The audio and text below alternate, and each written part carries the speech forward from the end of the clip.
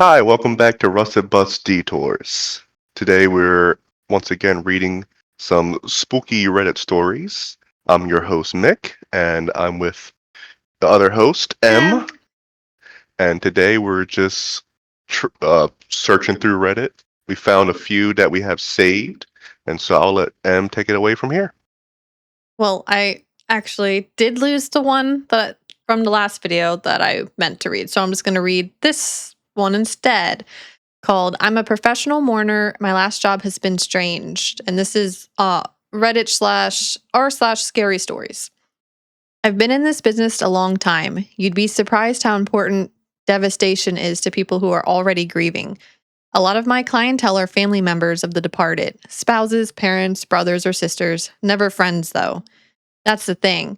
When I get hired, it's usually because the people who hire me are afraid that no one's going to show up. No one wants to see empty seats. No one wants to see empty seats at a funeral. If they can't fill the seats, they can at least have someone there, sobbing quietly in the back, crying loudly over the casket. Sometimes all it takes is a few sniffles. I'm not an expert on psychology. I don't know why these people are so comforted by my presence. They know I'm being paid. They know it's fake. I guess grief just pulls the wool over your eyes for a bit. It takes a toll emotionally. Once you've done it for long enough, it's hard to decipher what's real and what's fake. You don't know if you're crying out of obligation or if you're genuinely grieving. It's weird how that works. I can say that I've seen hundreds of bodies. My bills get paid off from this. After a while, everyone starts to look the same. Same woman, same men, same tears that confuse me every time they well up in my eyes. Like I said, it's weird how it works because no matter how much I try to convince myself that these people really were nothing more to me than a paycheck, I can't seem to stop recognizing their faces. My last job has been a bit strange. I don't remember getting calls. I don't remember getting paid. I don't even remember how I ended up in the funeral home. What I do remember, however, is that for the first time in my career, the casket was closed. I watched on from the back, feeling a kind of mental fog as the family of the deceased sobbed over the casket with their backs towards me. Instinct kicked in, and I tried forcing tears out of my eyes to no avail. I squeezed them tight, so tight it hurt, but they remained dry. The sobs from the family grew louder and louder. They sounded like they were coming from every direction. It was the kind of noise that sounded like it was both in your head and grounded in reality at the same time. That's when I noticed her. You have a note? I was just saying it's crazy Which part so far? that hearing all like the crying all around you, even in your Oh, head. feeling it's in your head, but also like grounding in reality at the same time. It says, that's when I noticed her. The first woman I had ever been hired to cry for. She looked exactly how she did in her casket. From the white dress to the red lipstick, all the way to the golden necklace that wrapped around her neck and rested on her bosom. Her head was cocked back over her right shoulder, and she stared at me with tear filled eyes, mascara running down her cheeks and dripping from her chin. She had an impossible frown on her face, like two invisible weights dangled from each corner of her mouth. And though that mouth didn't move, wails exploded from her vocal cords. I shut my eyes tight, and when I opened them, the woman was now standing with the family of the deceased. The family still had their backs towards me, and their shoulders jumped up and down like a dance as they sobbed over the casket. When the woman, however, continued to stare at me, tears still fell down her face and dropping from her unnatural frown. I stood from my spot in the pew and slowly began walking towards the casket. With each step, a new seat would be filled with the people I have cried over through the years: women, men, children, murderers, rapists, addicts. I don't know if What's I would going take that job. on? I don't know if I would take that job for the murderers and rapists to pretend crying over them. Okay, back to the story. All with the same expression as the first woman. The windows in the funeral home rattled with the sound of their wails and ear splitting sobs, but the room still felt silent. As I approached the coffin, the family stopped crying and their shoulders stopped dancing. One by one, my mom, dad, and my brother turned towards me. I locked eyes with each of them. Their eyes were dry, their faces were stern. My father opened the lid, gesturing for me to come look inside. I knew what I was going to see, but it was like my body was just propelled forward against my own volition. Uh, volition? I've never said that word before. Volition. I Volition? think it's volition. Volition? Yeah, volition. Anyway, I stared down at the body, and for the first time, my tears fell onto my own face. The end. Clap, clap, clap. So, Honestly, the build-up was more creepy than like the conclusion. so that kind of makes sense. Yeah, you were a professional griever, and then you die, and you pass by. It's kind of funny. You pass by all the spirits of the people that you have attended funerals for Mhm. at your funeral in spirit. Like, That is actually very nice. In a way, it's kind of like wholesome. They all I showed mean, up for your funeral, it was really cool. Except that those two except for lines, the murder and the and there, rapists. except for Maybe that. don't come to my Yeah, funeral. like I said, that got me. Except for those two, I'm like, oh, I I like how the dad was just like, "Come look, go yeah, ahead." come look at yourself, dead. Thanks, Dad. They did your makeup real nice. Look. And that was my story. Um, that was a pretty nice story. That's actually pretty like I've heard of because professional grievers. I'm sure everyone's I actually recently heard. never heard of You that never heard of that? before. I've heard of it No. a few times of it being a thing about people paying someone to just show up and yeah to cry, fake cry, like and just sit and cry at a funeral. Um, Eh, you could. Like, I've seen some articles about people doing why that. though? Like, just To to to make the dead feel like they have someone to cry for For the them. most part, yeah, they to makes it seem like somebody yeah, for people that don't have a lot of family or friends and or yeah, to make it seem Yeah, like I never heard of that job. That's I wild. did see a joke before of someone being like a guy being like, "Oh, I paid a professional griever to show up when I die," and then to say that her name and to pretend to be a mistress, to like the stroke, this Yeah. as a joke, a So, weird joke, but um yeah, like that it's I think it is a real thing. I mean, everything is kind of where you can someone pays for anything, I guess. But you're not wrong. that I just found like that's interesting take to take on like that concept of being a griever and then what it'd be like to die and then see all the people you've grieved for like on the other side. That interesting. Okay, your turn. You found some stories. I did. I was looking up professional mourners, and You look up it's more. a real thing.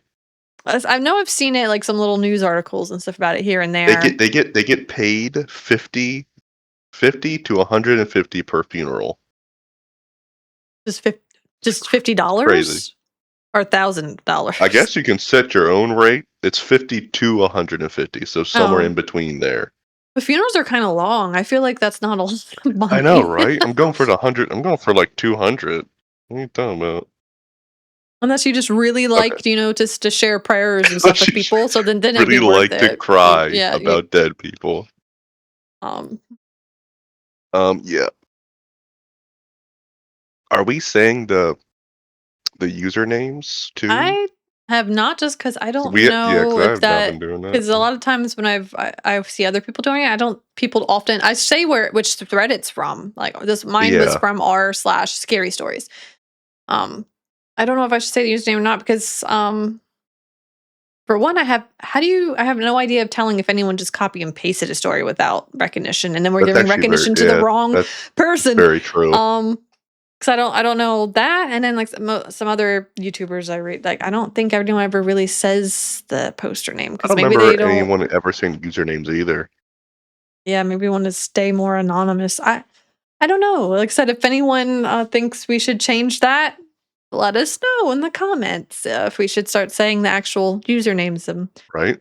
That's what because I do not know if the etiquette here and if people want to remain anonymous or like I said, we don't know if someone actually stole the story in the first place. We're not really fact checking like that. So for now, I'm just leaving them out. Yeah. I'm telling you where you can find them at least, like our scary stories where you can find that. And the title, I'm a professional mourner. My last job has been strange. So if you can look up that in scary stories, you should be able to find it. So my story is from r/no sleep, and it's called My Town Has Its Own Urban Legend. We all had different names for him. Lon called him the Hitcher. Chucky called him Roadkill Ron. I called him Poor Ronnie, like my dad always did. The broad strokes were usually the same. Poor Ronnie was hitching in the woods, and he was totally lost. It was in the middle of the night, so of course it was dark. But that night it was pitch black out. He couldn't see a foot in front of him, couldn't tell he was walking in the middle of the road. Unfortunately, he wasn't the only person out there at night. A group of teenagers were joyriding, their lights turned off for the thrill of it, and he never saw them coming. His body was found the next morning, splattered all over the pavement. No one ever found those kids, and no one ever came forward. People forgot about it before long. But poor Ronnie, nothing but a stain on the asphalt, he still remembers.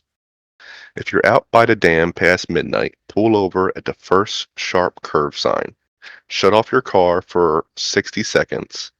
You might see him when you start to back up, walking down the road in the dark, his thumb held high, like he's waiting for a ride. At least that's how the story goes. As many times as I heard it told, and as many times as I told it myself, I had never heard anyone say that they had gone out there to do it themselves. Which made sense, given that we were kids. By the time we were old enough, we had outgrown it. That's the nature of these things. I mean, when was the last time you seriously thought about Bloody Mary or the Hook Man? They're just dumb stories that freaked you out, nothing more. What were we supposed to think would happen? One night, we were in Chucky's garage, lazily passing a bowl back and forth. Some slasher flick from the 80s was playing in the background, but none of us were watching it, through the haze of smoke in the air. Man, Chucky sputtered through the chest full of smoke, Halloween is almost here. Lon nodded from his sagging beanbag throne. Yeah, I said.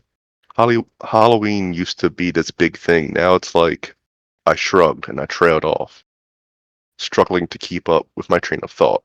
Chucky nodded empathetically. Right? There's no spirit anymore. It just comes and goes. Lon took the pipe from Chucky's hand before he could light it. The hell you guys talking about? October is the same length as ever.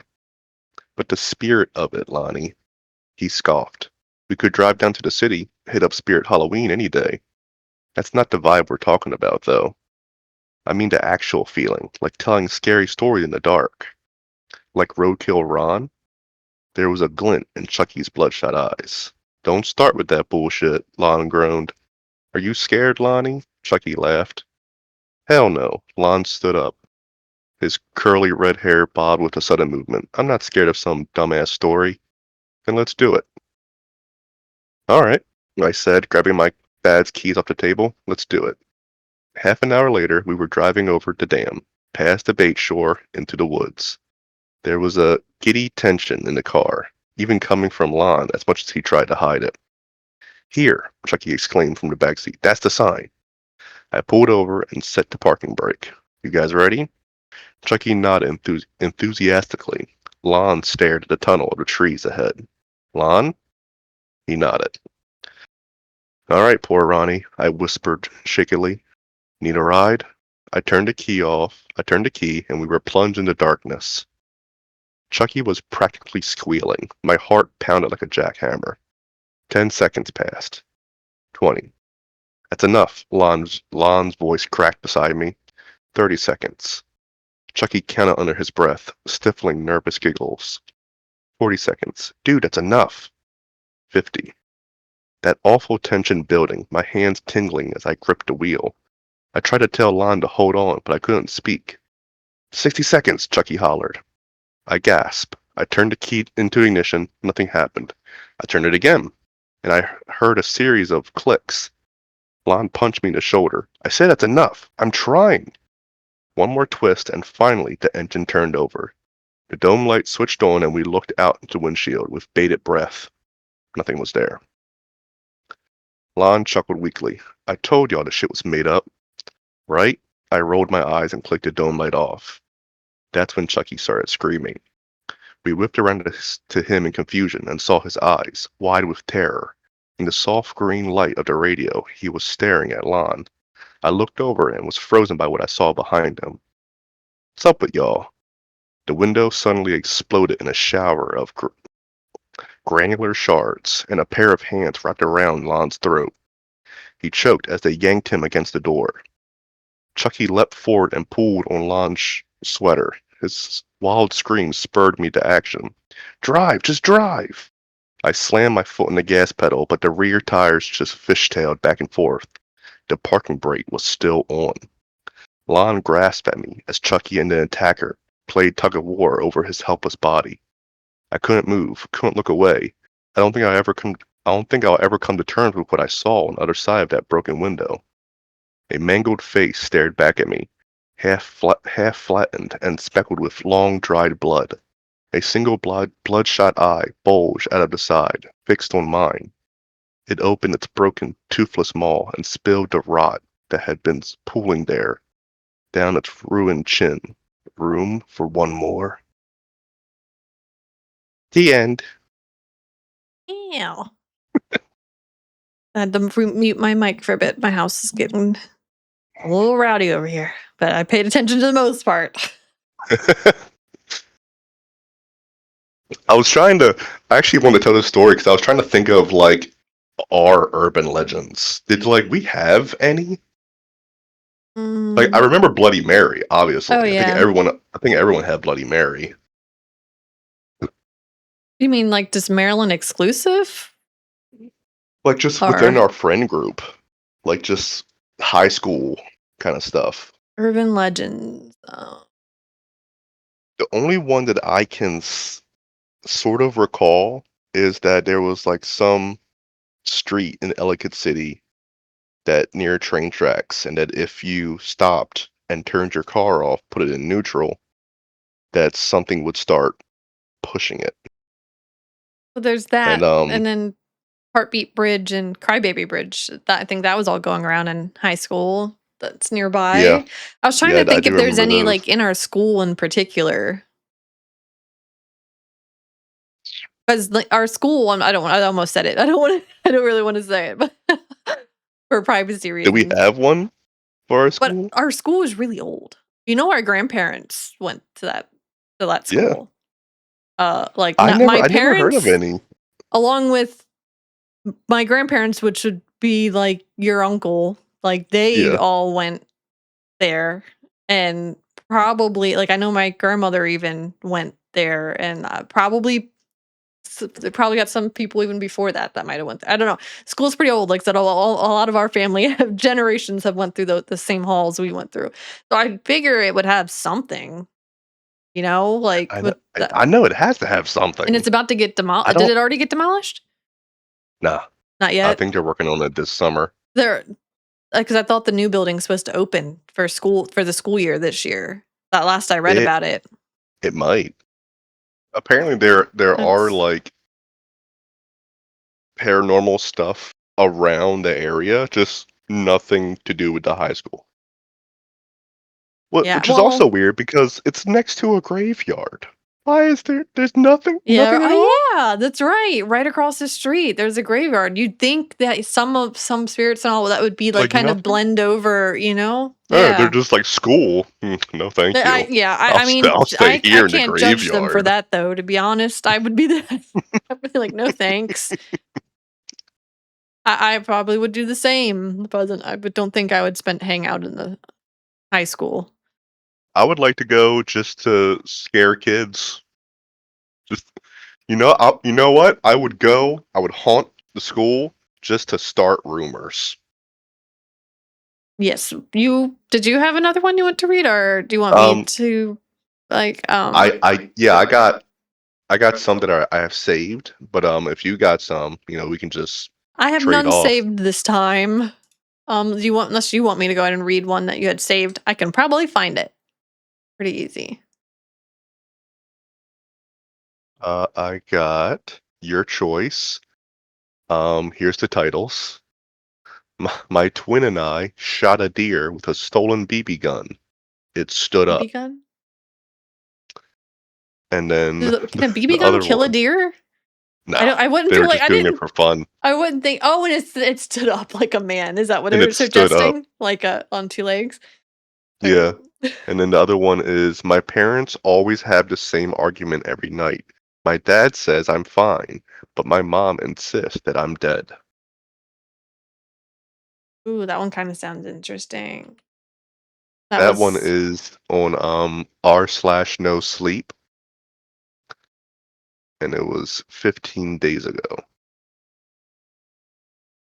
Oh, I found it! I found it! Yeah. No, I found the story I meant to Oh, read from even last better. week. We were Even better. given one rule before entering the abandoned subway line: do not whistle. Even better. There you go. Oh, now I gotta read this one. Okay, let's see how long it is. Oh, this one's a bit long. I'll see. I feel like we only have time for like 2 stories, and then we hit an hour pretty quick and talking. But okay, let me get to reading this one. This is the one I found last Yeah. week for Reddit You can stories, keep but your promise. we didn't have time to read it. Yes, this one is the we were given one rule before entering the abandoned subway line: do not whistle. And this is on r/no sleep. Like you said, it was posted 1 month ago as of today. So let's get into it. Oh. I've spent 6 years working as a maintenance tech for the city's subway system. When I first started, I thought the job was simple: swap out burnt out light bulbs, check the wiring, patch up the occasional water leak. But working down there in that thick, absolute darkness teaches you something real quick. The underground doesn't play by the rules of the surface. It belongs to a much older, much more brutal reality. My name is Tyler. I didn't take this job out of some romantic love for the underground. I just needed the money, and the pay was good. While normal people walk around under the sun during the day, I lose all track of time in the tunnels down there. There's no daylight, no clocks, there's only sound, and sometimes the terrifying absence of it. My partner was Miller. He was about 10 years older than me, his hair prematurely graying, his skin permanently stained a dusty subway gray. He knew those subterranean labyrinths like the back of his hand. The strangest thing about Miller was that he never asked questions. It was like he knew that not asking was a hell of a lot safer than hearing the answer. I used to think he was just a coward. Later I realized it was pure survival instinct. The day they assigned us to the black line, the usual locker room chit-chatter started instantly. Oops, I read that so wrong. I make up stuff sometimes when I read. Does anyone else do that? Just I make do up the that all the lines? time. Okay, let me reread that line. Sorry, guys. The day they assigned us to the black line, the usual locker room chatter instantly died. That name wasn't a joke among the transit workers. It was always spoken in hushed, careful whispers. It was a tunnel system built in the 1920s, shut down after an unexplained cave-in, wiped from the official maps and stamped as non-existent. Officially, there was nothing down there. Practically, well, rumors said lights flickered in the dark and strange noises echoed out. Did you see that? It's so weird that when we read the stories, I see the Discord flicker and blip out of the I corner of my did see eye. something, but I thought, yeah, It mainly I thought it happens when we're wasn't. reading the stories. It's a little, it's kind of They're coming after us. coincidental. Okay, well, I interrupt too much. Practically, well, rumors said that lights flickered in the dark and strange noises echoed out. Sometimes the guys sent down there would just never come back. Our foreman called us in his office, tossing a yellowed, faded blueprint onto his desk, looked us dead in the eye, and said just one thing: there is only one rule down there: absolute silence. No talking, no joking around, and for God's sake, whatever you do, do not whistle. I smirked. Miller just nodded. Like everyone else, I figured it was just some old workplace superstition. Acoustics, gas leak risk, pressure differentials. My brain immediately scrambled for a logical explanation. Human beings love inventing logic because it's easier than believing in the unknown. Looming horror. But the True. black line but the black line doesn't care about logic. Me, Miller, and two other techs, Jackson and Lee, were riding a rusty, ancient utility elevator down into the dark. The lift rattled and groaned, shaking as if something beneath the earth was dragging us down into the mall. The air was heavy with the smell of ozone and wet, rotting iron. Ew. Smell of ozone and wet, rotting iron. Jackson looked down at his phone screen and snickered. Man, if they have Wi Fi down here, I might just move in, save a fortune on rent. Lee gave a nervous laugh. Stay down here for 10 minutes and you won't even remember what the word Wi Fi means. Miller didn't laugh. He just leaned against the metal wall, chewing on unlit cigarette. His eyes glued to the elevator doors. I looked over at him. You always this quiet? He shrugged. Silence is part of the job down here. Jackson grinned and leaned forward, his voice echoing off the metal enclosure. So what you're saying is, if someone calls my name down there, I shouldn't answer? Come on, that's just rude to the subway goblins. Miller's gaze turned ice cold. Pray that nothing calls you. The entrance to the black line was a heavy, riveted iron door. The faded red paint scrawled across it looked like dried blood. And big letters, restricted access, structural instability. They had it in bold typewriting. Jackson slapped the iron door. Classic. Every cheap horror movie starts exactly like this, Lee swallowed hard. Yeah, right before the monster jumps out. We unlocked the heavy deadbolts. The door groaned in protest as we shoved it open, and inside there was no sound, no dripping water, no airflow, just a total crushing void. It felt as though sound itself had been strangled and left to die in that tunnel. Jackson stared into the blackness, pursed his lips, and suddenly let out a sharp, piercing whistle. Ooh, I would get so scared after being told not to do that and someone does that. I'd be like, Right? I would be so stunned. So he let out a sharp, piercing whistle. The sound sliced through the tunnel like an arrow, stretching out into the darkness before slowly dying away. I swear this place is just an empty parking lot, Jackson laughed. In a flash, Miller pinned Jackson down by his collar. Ooh. Sorry. Whoa. Miller. I thought this was hard.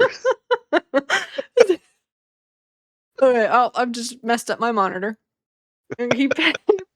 Miller pinned Jackson by his collar, slamming him hard against the brick wall.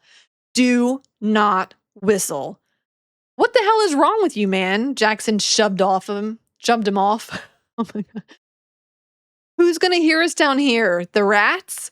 Miller didn't answer. There was a deep, paralyzing terror in his eyes, far worse than anger. He slowly turned around and began walking into the dark. The first few hours went by with standard maintenance work. The beams of our flashlights barely cut through the gloom, illuminating thick clouds of dancing dust. Everything seemed normal. Suddenly, Jackson dropped his wrench. He stood straight up, freezing in place. Hey, guys, I think someone's calling me. Lee let out a tense laugh. Who's calling you? The collection agency? Jackson shook his head, his face completely pale. I'm serious. There's a voice coming from further down. It's saying my name. From behind us, Miller's voice cut through the dark, cold and ruthless. Keep working. Do not look up. Ignore it. By the time our break rolled around, we were all exhausted. We sat down in a small concrete electrical cutout. Even as we pulled out our lunches, everyone tried to keep as quiet as possible. Even Jackson had gone silent. But then Jackson pulled a pair of orange foam earplugs from his pocket and tried to stuff them into his ears. Suddenly, Miller lunged forward to snatch them right out of his hands. What is your problem? Jackson snapped, jumping to his feet. His voice echoed loudly in the cramped space. Don't put those in. You don't own my ears, man. My head is pounding. I just want some damn quiet. Miller stepped into Jackson's space, standing inches from his face. He spoke so quietly, his words felt like dripping poison. Is it dangerous to be deaf down here? Sounds come into this place, but isn't... Oh, I'm sorry, let me reread that. Is it dangerous to be deaf down here? Sound comes into this place, but it doesn't leave. Do you understand? If they realize you can't hear them, they will come closer. Ooh, that would Oh freak me no. out too. That's even more freaker. That's a freaky sentence right there. Yeah, they'll come closer, try to get your attention even harder. That would be, yeah, that's kind of creepy. Okay. A suffocating silence fell over the room, and then right from inside the I'm so bad at reading, sorry. And then from right inside the concrete wall we were leaning against came a faint sound. Tap. Jackson whipped his head around. Did you guys hear that? Tap, tap. This time it was closer, clearer, like someone was striking the concrete with something hard and solid, like a bone. Then something else happened. A voice drifted from the distance. It sounded human, but the words were garbled, mangled. It sounded like someone was trying to speak while choking, their mouth packed with dirt. The voice grew clearer. We're here. Every hair on my arm stood on end. Lee took a step back, his flashlight trembling violently in his hand. No, no way. Is this real? It's just an echo of our own voices, right? Jackson, tell me it's the radio interference. Jackson stepped towards the wall, looking completely hypnotized. Who's out there? He yelled. Stop! Miller lunged to grab him, but he was too late. Jackson pressed his ear right against the freezing concrete. 1 second, 2 seconds, the expression on his face shattered. His smirk vanished, his eyes dilated with sheer horror. They say they know us, he whispered. What are you saying? I asked, my heart hammering against my ribs so hard I thought it would burst. Jackson stared blankly into the void. It's my mom's voice. She's calling my name. She's telling me it's so cold inside. Miller grabbed him by the jacket and violently threw him to the floor. What the hell are you doing? Jackson shrieked. Miller leaned over him, hissing through gritted teeth. They don't want you. They want your answer. You just gave yourself to them. Behind the wall, the noise erupted. It wasn't just one voice anymore, it was several. Maybe dozens of people, whispering, letting out wet, raspy laughs, scratching their fingernails against the concrete. The tunnel was drowning in the sound. We were completely surrounded. Then, instantly, it all stopped, like a knife cutting a thread. A dead, suffocating silence fell over us. Our flashlights began to blink and sputter. And from the exact center of that darkness, from the deepest point of the tunnel, a sound came back to us. It was a sharp, short whistle, the exact same whistle Jackson had let out hours ago. But this time, someone or something was whistling it back to us. Incredibly slow, incredibly deliberate. Jackson's jaw trembled. Tears began streaming down his face. This is a messed up prank, he whispered, though he didn't believe his own words anymore. Lee bolted towards the exit. I'm getting the hell out of here. Open the door. Miller grabbed him by the arm, locking him in place. His hand went down to the heavy iron pipe wrench on his tool belt. Staring straight into the blackness, he said something I'll never forget. Do not run. Not yet. If we move now, they will play with us. But Jackson wasn't listening to us anymore. He slowly got to his feet. His eyes were wide, but they looked entirely blank, like a blind man. He looked right past us, staring intently into the pitch black void behind us. My mom is crying. She's all alone. I can't leave her down there, he mutters. He took a step forward straight into the dark. Jackson, stop. I lunged for him, but Miller threw his arms across my chest, holding me back with terrifying strength. It's too late, Tyler, he answered. Jackson stepped into the shadows. The beam of his flashlight danced frantically against the brick walls for a few seconds, and then it abruptly died. Just moments later, a wet, sickening sound echoed through the dark. It sounded like someone ripping a massive piece of raw meat away from the bone with a dull butcher knife. There was no other sound. Jackson didn't even scream, just a wet gasp and the horrific crunch of snapping bones. Lee dropped to his knees, clapping his hands over his mouth, but the sheer terror inside him broke through and he let out a piercing shriek. Jackson! Huge mistake. Before Lee's scream could even finish echoing off the walls, dozens of different voices blasted back from the darkness. They were all mimicking Lee's exact voice, but distorted, warped into demonic, mocking pitch. Jackson! Jackson! Jackson! A thick, black liquid began dripping from the tunnel's ceiling onto our heads. Our flashlights completely died completely. We were plunged into total, absolute darkness. The only thing left was the pathetic, dim beam of a small backup light in my pocket. When I switched it on and aimed it at the floor where Lee had just been kneeling, he was gone. There was no blood, no signs of a struggle, just this flashlight dropped on the tracks, still rolling in a slow circle. I froze. I couldn't even draw my breath into my lungs. Miller's hand, hard as iron, clamped down on my arm. We run. No matter what you hear, do not look back. Don't breathe too loud. Run. We bolted back towards the lift. We didn't hear the sound of footsteps chasing us. No, what we heard was much worse. It was the sound of bones scraping against concrete, the sound of something slithering along the walls and across the ceiling, keeping pace right above us.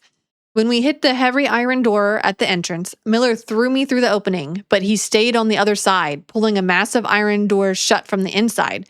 "Miller, get in here," I screamed. He looked up at me through a narrow gap. For the first time, there was no fear in his face, just a bizarre, disturbing peace. "I've been a part of this place for a very long time, Tyler," he said. And then he smiled.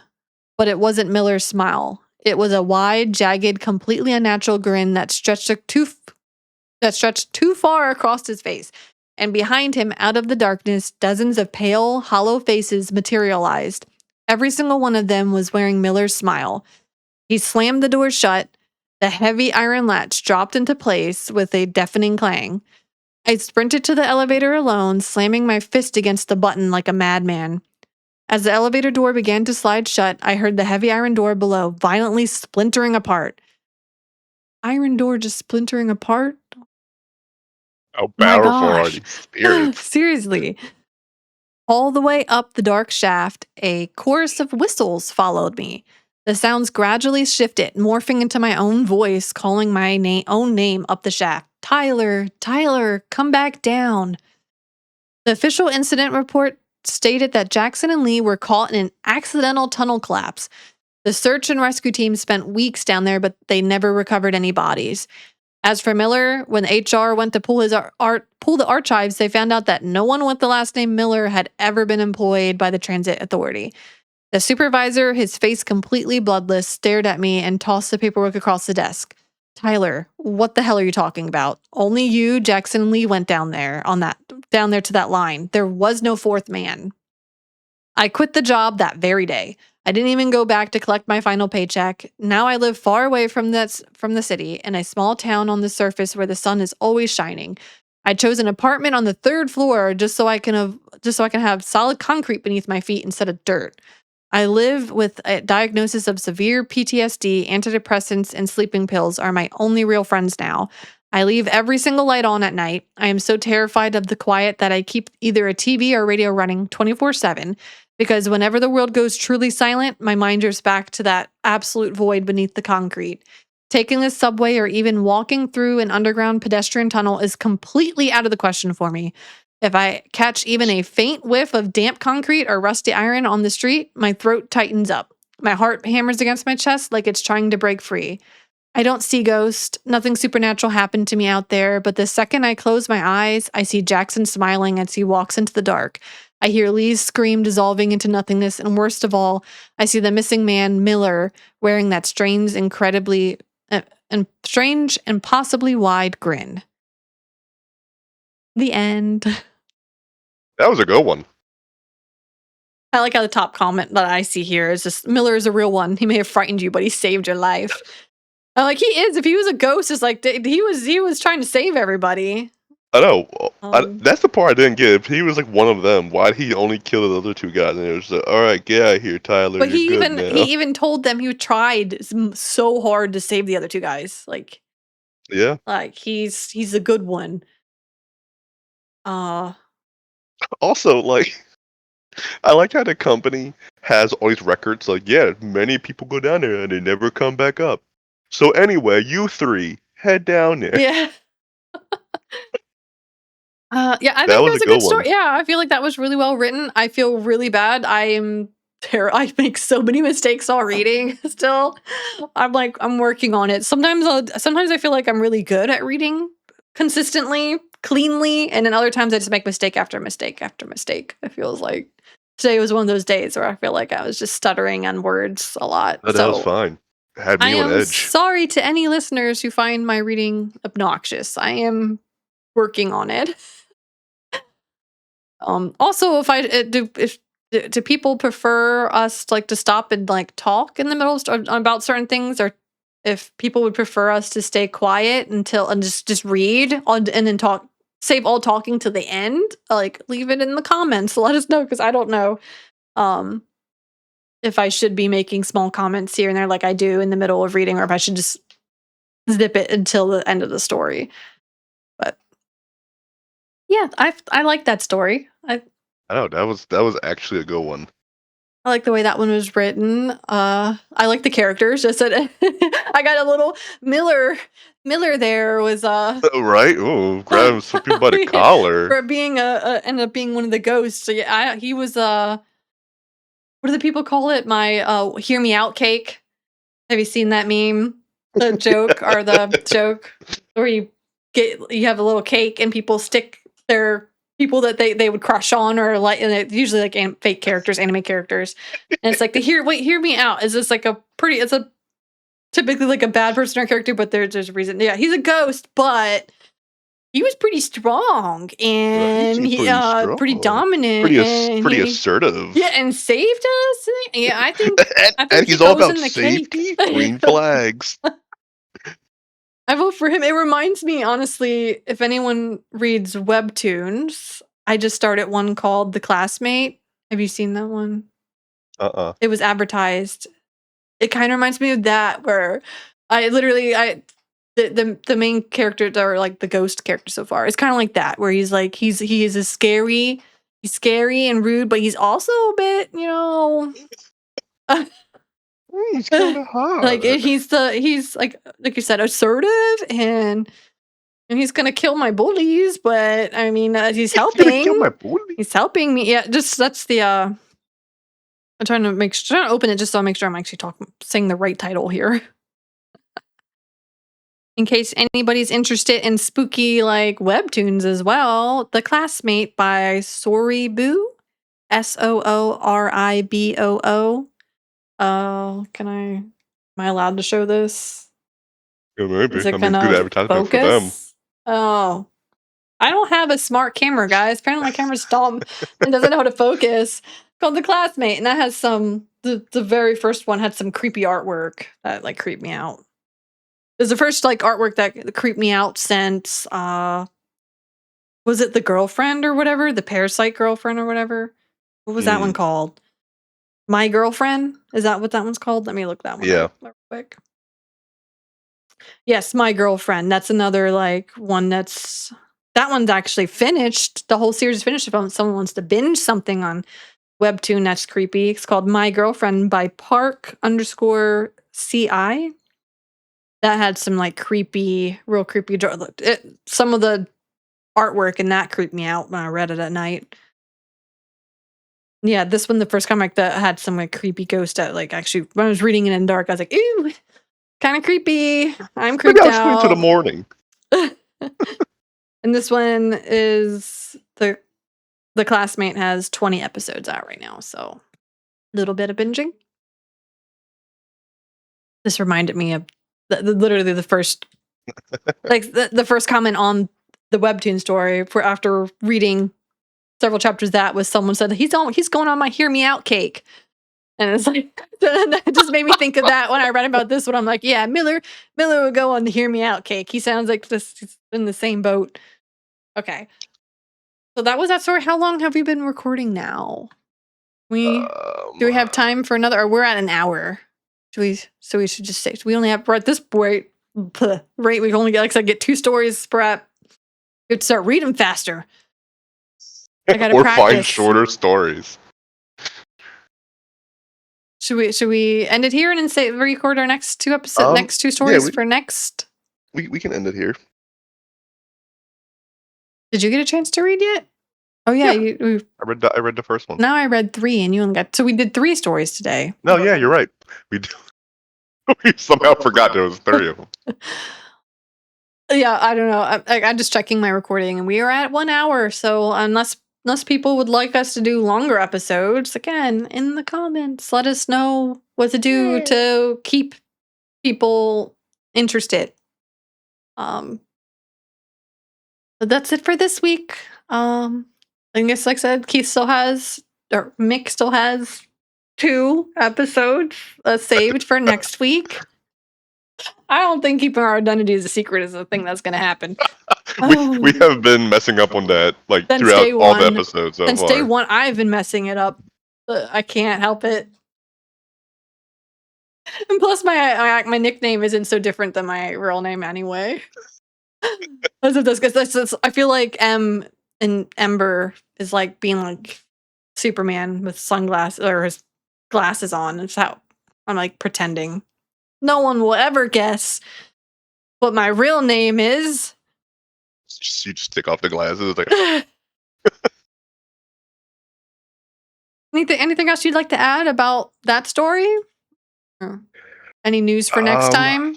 What people can look forward to? yeah, well, that one that sounded pretty good. My parents always have an argument every night that my dad says I'm fine, but my mom insists that I'm dead. You're gonna start with That that one was one? pretty good. Oh, Yeah. okay. We can start with that one for next week. Yeah, and I also have like the skinwalker deer that like stood up from being shot by a BB gun. So we'll read those 2 next week, and then I'll find a 3rd story that's slightly short to make sure we can fit all of them in. And so we'll have 3 stories for next week as well. We'll try to keep going with 3 stories. I think that's good. Yeah. Yes. Oh, thanks for riding with us today. Yeah. Bye-bye. Thanks for riding. Bye.